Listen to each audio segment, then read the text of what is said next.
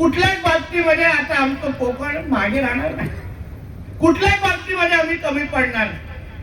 अजून 4 वर्ष आहेत 2029 विधानसभा आणि लोकसभेला. प्रत्येक बाबतीमध्ये कोकण असेल सिंधुदुर्ग असेल याला अग्रेसर कसं ठेवायचं यासाठी आम्ही सगळेजण मैदानात.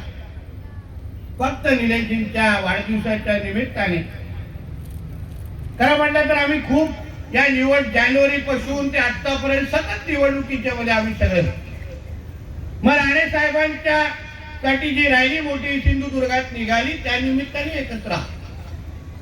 पण सातत्याने जे काय अनुभव प्रत्येक निवडणुकीमध्ये मिळत गेले ते सगळे अनुभव नजरेसमोर ठेवून मी आपल्याला सांगेन की आम्ही ताकदीने तुमच्या सगळ्यांसाठी एकत्र उभे आहोत.